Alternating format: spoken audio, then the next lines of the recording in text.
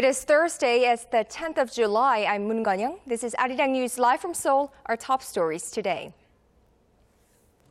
North Korea proposes holding working-level talks with South Korea over its plans to send athletes and a cheering squad to the upcoming Asian Games in the South. Korea's central bank cuts this year's growth outlook for the Korean economy to 3.8%, while keeping its key interest rate unchanged for a 14th straight month. And Argentina beats the Netherlands in penalty shootout to reach the World Cup final, where they will face Germany. Meanwhile, the head coach of the Korean national team resigns to take responsibility for the squad's disappointing World Cup performance. We'll have those stories and more, but let us begin this Thursday afternoon with a proposal made by North Korea. North Korea wants to hold a round of working-level talks with South Korea next week to discuss its plans to send athletes and a cheering squad to the Incheon Asian Games this fall. Now, North Korea's state-run Korean Central News Agency reported Thursday that the reclusive state would like to hold the talks in the inter-Korean border village of Panmunjom next Tuesday. Now, North Korea said earlier this week that it would send a cheering squad to the upcoming Asian Games in South Korea's port city of Incheon, slated for September. Now, this in an effort to improve inter-Korean relations.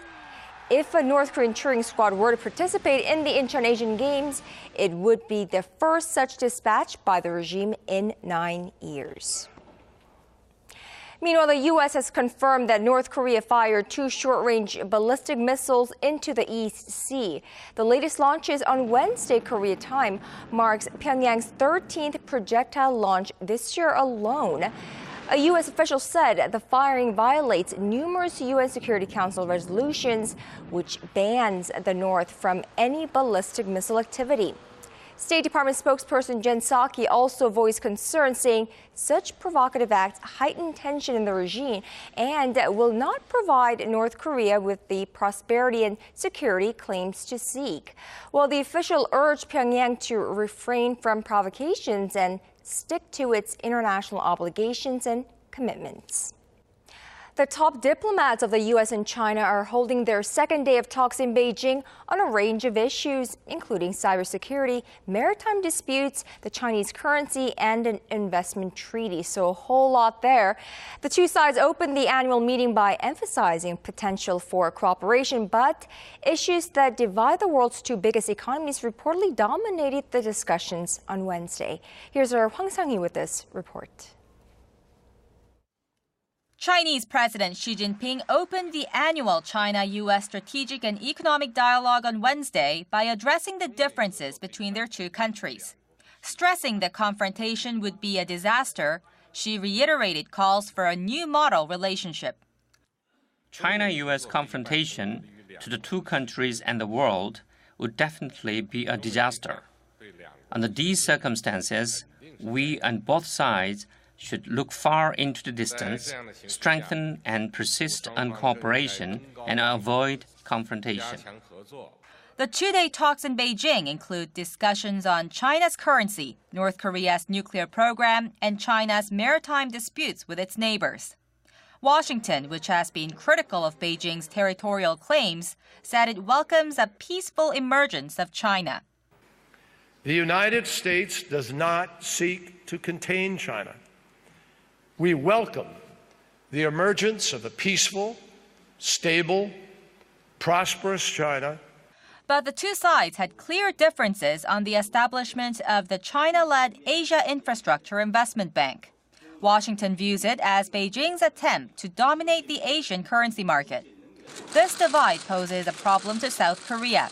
It received a Chinese invitation to join the bank upon President Xi's visit to Seoul last week. With no clear answer given just yet, the matter is reportedly under discussion in South Korea, as the U.S. opposes its key ally taking part in any China-led project that could alter the political landscape in Northeast Asia. Hwang Sang-hee, ARIRANG News. Well, North Korea might want to think again before test firing any more ballistic missiles in the coming years. The U.S. Navy says its latest defense system could knock them out of the sky in the blink of an eye. Our Kim Hyun-bin has more.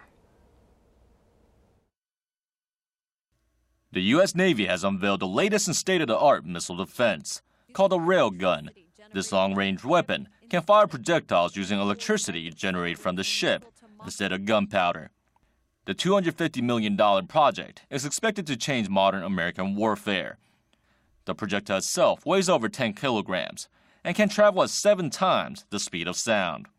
And is powerful as well.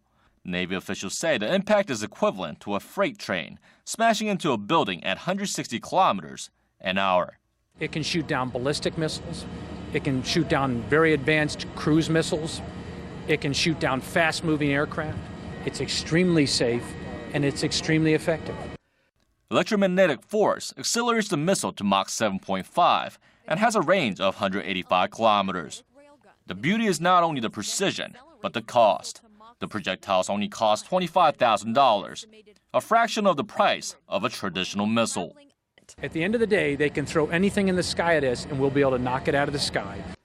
The Railgun will undergo further testing through 2016 before it becomes fully operational in 2018. Kim Hyun-bin, ARIRANG News.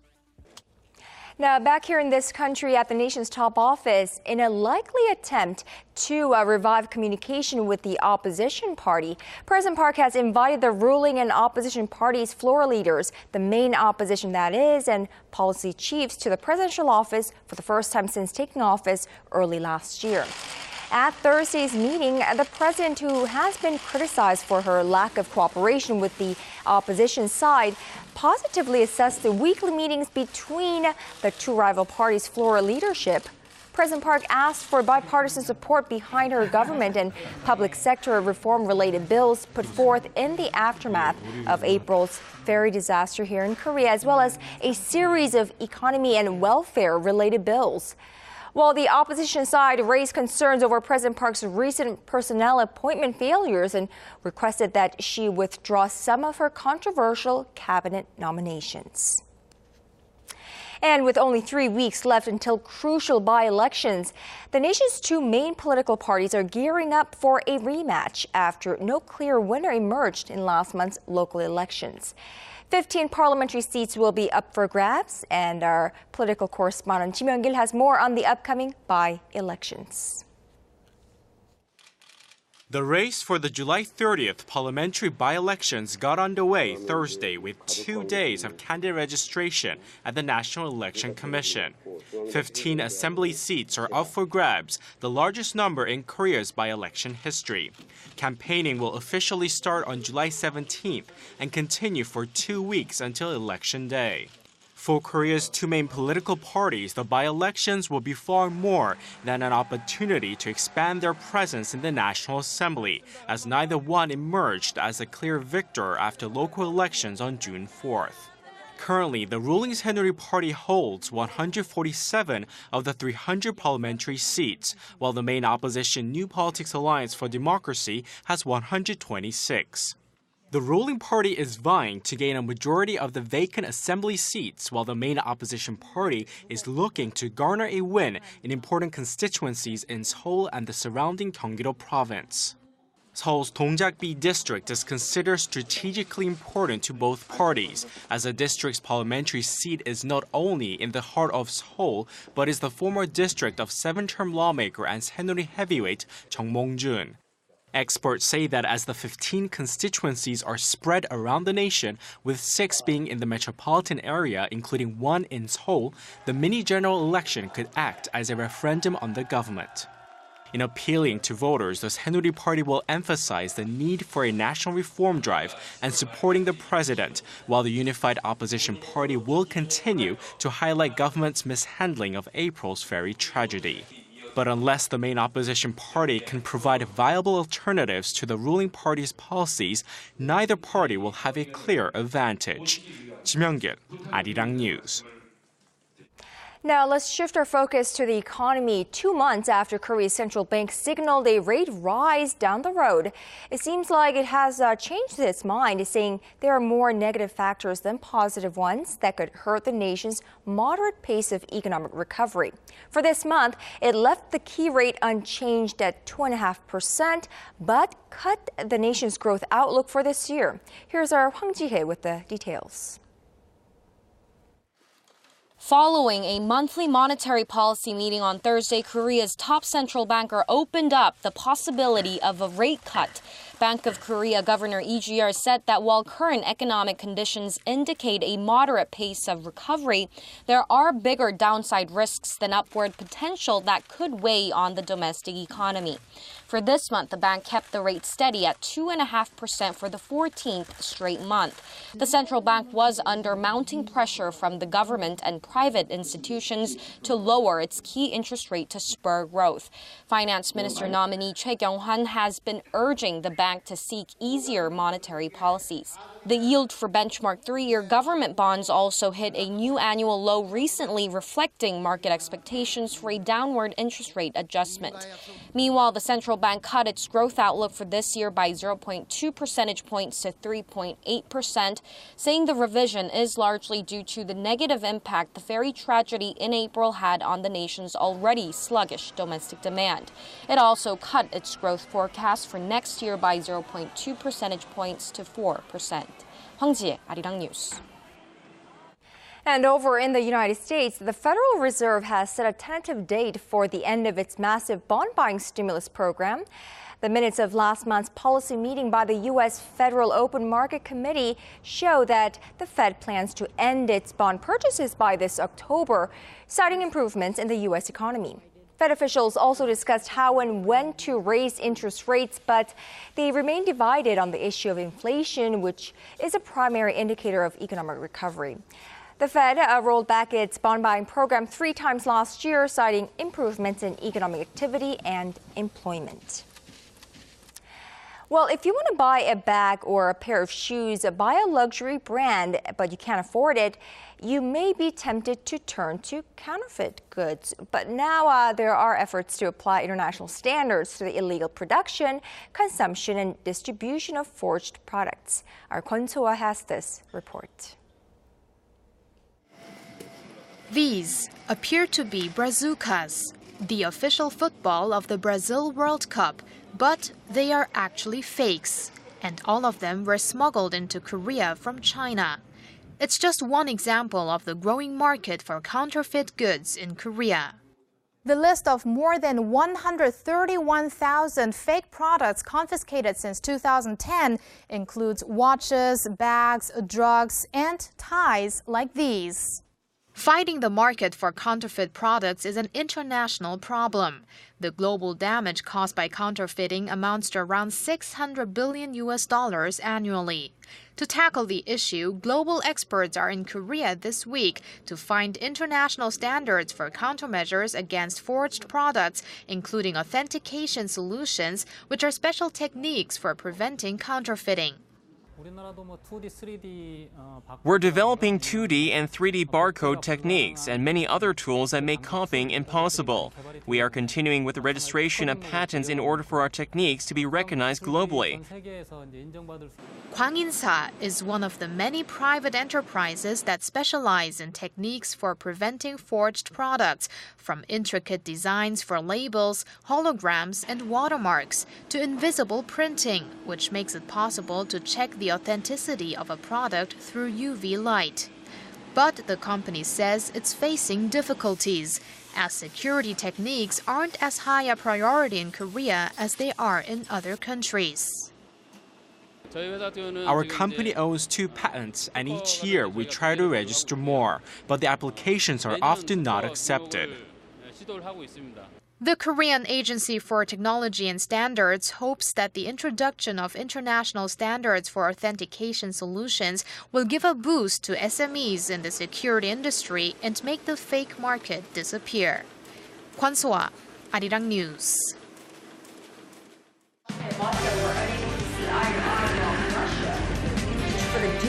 All of the day's important events close to home and around the world. Join Moon Gon-young live from Seoul. Mobile shopping market for the dual use of the Korean name East Sea and Japanese name Sea of Japan in school textbooks in the state of Virginia.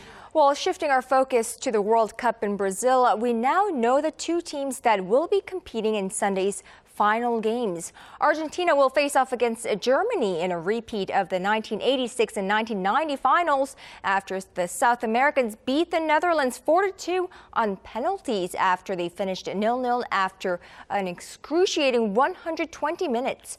Argentina's goalkeeper was the hero of the day, saving 2 of the Dutch players' penalties. Germany will be the strong favorite in the final after they thrashed the host nation Brazil 7-1 in Tuesday's semifinals. Brazil and the Netherlands can't pack up and go home, though, because they have to play the third-place playoff on Saturday, local time.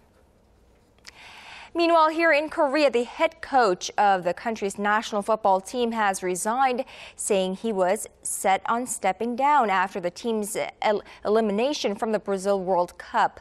Well, just a week after the Korea Football Association suggested that he stay until the end of his contract, which runs until the Asian Cup in January, Hong Myung-mo called a press conference to say he should be held responsible for the squad's poor performance in Brazil. Well, Hong has been criticized for only selecting players familiar to him for the World Cup, regardless of their form or fitness or game time in their respective clubs. And he recently came under fire for a land purchase made while prepping for the World Cup. Korea could only muster a single point, a draw against Russia from their 3-game stay in Brazil. Now on to the entertainment front. Korean singer Psy's new song Hangover was the most viewed Korean music video on YouTube in the first half of this year. According to the video sharing website on Wednesday, Psy's tune, in which he teams up with legendary American rapper Snoop Dogg, was the most viewed music video in the Kpop genre. The video racked up roughly 95 million views since its release on June 9th. And the runner-up to Psy's Hangover was Girls' Generation's Mr. Mister, followed by EXO's Overdose. Psy's Gangnam-style music video, released almost 2 years ago now, has over 2 billion views on YouTube.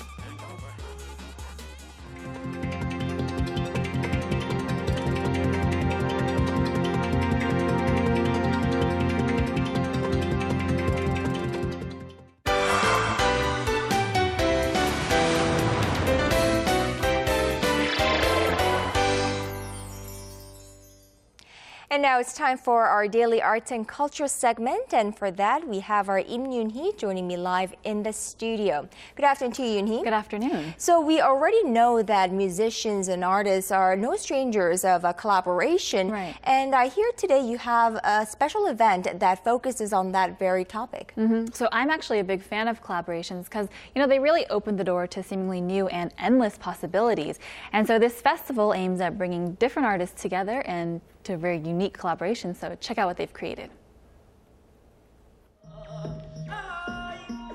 Korean traditional music undoubtedly has the longest history on the peninsula. But Western instruments, with different sounds and techniques, have long been making an impression as well. The result is today's blend of various strings, drums, and even voices, swirling together to create a new type of experience. For 23 days in the midst of a hot summer, 101 artists bring down the temperature and set a cool mood, made by their instruments at the 5th Yeourak Festival. There are many different shades and colors to Korean music. We've taken new approaches to music, and this time Korean music is being combined with others in order to generate interest in Korean traditional music. The National Theatre of Korea has long been a beacon of Korea's traditional music and culture in Seoul. And now it's hosting a festival on the pioneering edge of music. The drum and changu have gone down very different paths in history, but they've both served the same purpose. And here, their similarities, as well as their differences, are drawn out. Another unlikely couple, an electric guitar, a favorite of modern-day instruments, is paired with the voice of a chang, or traditional Korean ballad. It's a new kind of venture, one that welcomes in creativity and the creation of unlikely collaborations. People are always wondering how the traditional can meet something like the classical. But the two don't just merge. Everyone has to be open-minded because it's not only about the instruments being played. The way we play our instruments isn't the problem. The obstacle lies in the flow and interaction with each other. We try to send a message to the audience and make them wonder, if this instrument mixed with this, how would it sound? Our group is called The Beauty of Mixed Sounds. And people will understand why when they hear us play, because our sounds are exciting and get the feet moving. It's a sound that can only be heard at the moment of inception, because it's not merely replication of former works, nor is it a simple collaboration, but instead is an experimental synthesis of music. You know, Yoonhee, I would imagine that this kind of a festival, because it has so much different things to offer, it would attract a diverse audiences and viewers. Right, it really does, but it's especially popular with those in their 20s and 30s. But it really does attract everyone in the entire age spectrum in terms of the audience members. And in fact, it became so popular, it grew. Last year, they had 121% seat occupancy. So you can imagine every theater was overflowing for every performance. Right, so this festival really has been growing in popularity and fame. So has this festival in particular, has it expanded as well? You know, in fact, this year they have 20 performances, and that's much more than they've had in the past. And so they are planning on expanding it more, and they're giving the audience another chance to see performances. So they're showing the same performance a couple times.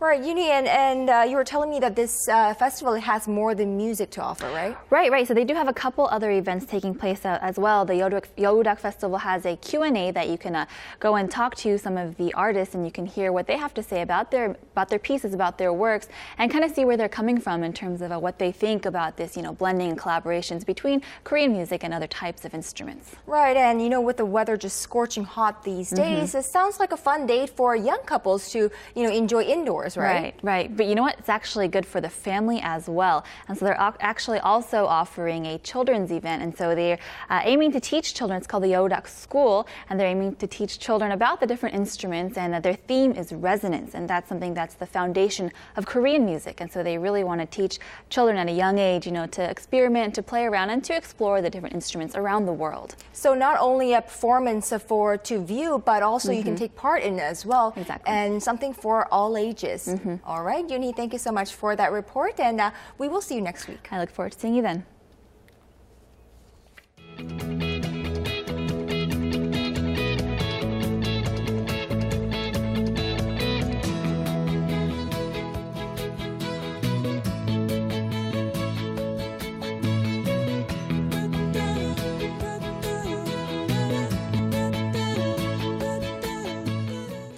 Now, Typhoon Noguri has now been downgraded to a typical typhoon from a super typhoon.